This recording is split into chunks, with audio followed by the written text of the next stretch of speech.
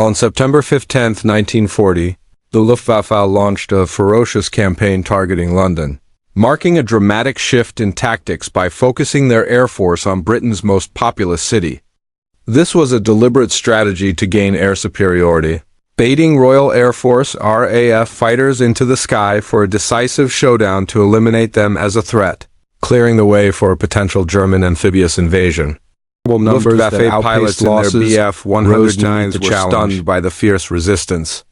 Another striking figure from this period is the 6th Anti-Aircraft Division, guarding the Thames estuary, the main approach to London, which fired over 250,000 anti-aircraft rounds that month.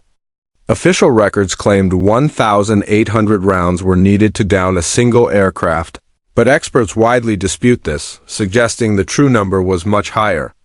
Many aircraft credited to anti-aircraft crews were actually shot down by RAF fighters.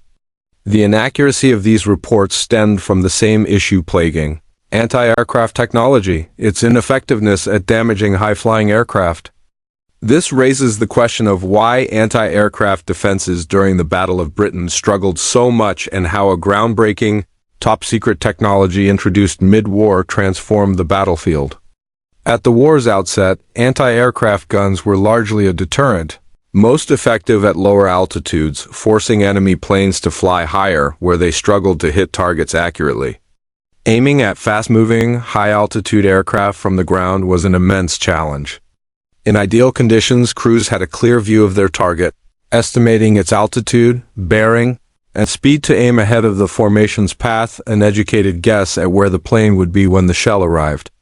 This was complicated by the need to set mechanical fuses on the ground, manually adjusting a dial to calculate the shell's flight time to the target. In the chaos of battle, these calculations demanded pinpoint accuracy for shells to explode near their targets.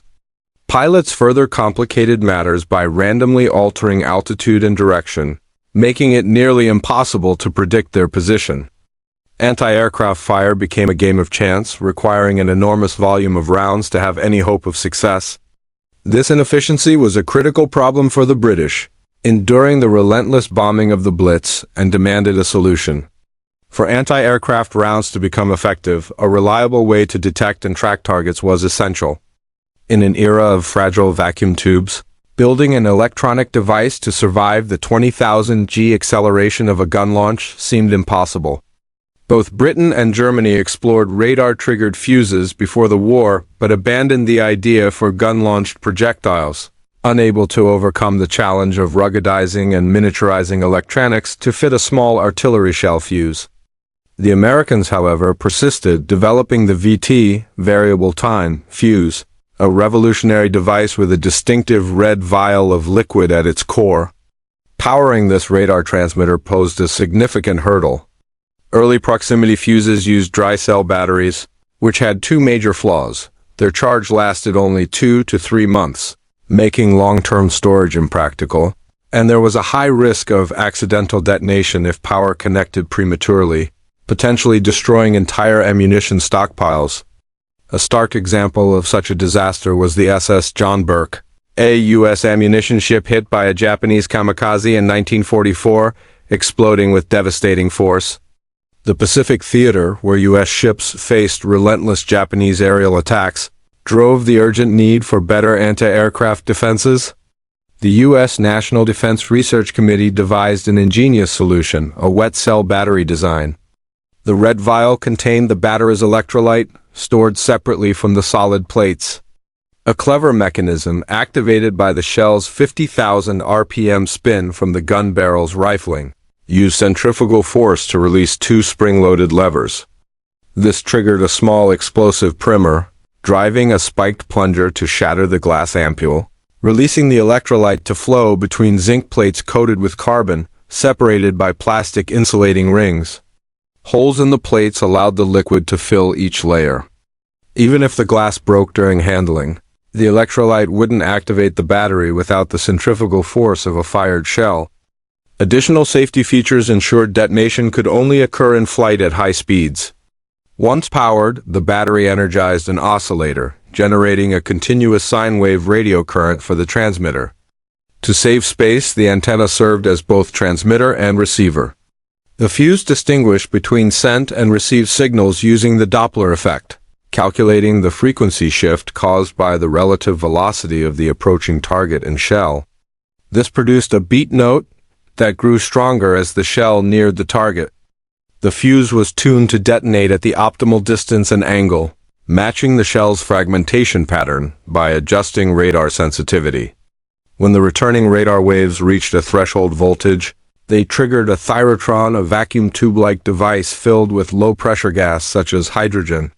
When sufficient voltage passed from the amplifier to the thyrotron's cathode grid, the gas ionized, allowing current to flow to the anode through a glowing cloud of atoms, completing a circuit to a capacitor that detonated the explosive charge, creating a shrapnel cloud at the ideal distance from the target.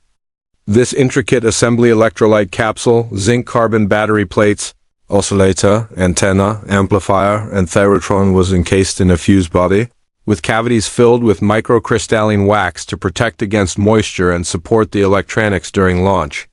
Miniaturizing these components in the 1940s was a monumental feat. The tubes used were far smaller than conventional ones, critical for withstanding 20,000 Gs, where a single gram of mass equated to 20 kilograms of force. This engineering triumph, which deterred British and German efforts, revolutionized warfare. The VT fuse's impact was profound, arguably rivaling the atomic bomb's significance. While the atomic bomb ended the war, statistics suggest the VT fuse was the most transformative invention, countering the airplane's dominance across all theaters. Its secrecy was so critical that it was initially restricted to Pacific use, where unexploded rounds would sink into the sea. Manufacturing was divided into sub-assemblies to prevent any single worker from understanding the device's purpose. During the Blitz, an estimated 1,800 rounds were needed to down one aircraft, but the VT fuse reduced this to 85 to 100 rounds, a 10 to 20-fold increase in lethality, comparable to the machine gun's impact. At peak production, over 250,000 fuses were made weekly. First fired on January 4, 1943, aboard the USS Helena, it successfully downed an aircraft. In the Pacific, it decimated Japan's air forces, contributing to their reliance on kamikaze tactics by 1944. In May 1945, 2 U.S. destroyers off Okinawa shot down all 150 attacking kamikaze planes, a feat impossible without the VT fuse's relentless accurate fire. Had it been available during the Battle of Britain, the Luftwaffe's bombers would have faced devastating losses, likely shortening the battle. Approved for land use during the 1944 Normandy invasion, the VT fuse countered Germany's V-1 buzz bombs, downing 80% of the 100 daily launches at their peak. It also proved critical in the Battle of the Bulge, with shells detonating above the Ardennes forest canopy, showering German forces with shrapnel and halting their final major offensive. The fuse remained so secret that artillery officers scoured snow to recover lost rounds, some returned by locals. World War II was a crucible of technological innovation, driven by the stakes of national survival. This era fascinates for its rapid advancements, explored in 2 series on Nebula, a creator-owned streaming platform. These series, Logistics of D-Day and Battle of Britain, focus on engineering innovations like tank transport across the English Channel, the RAV's command system, and Britain's manufacturing feats that outpaced Germany's fighter production rather than tactics or soldiers' stories.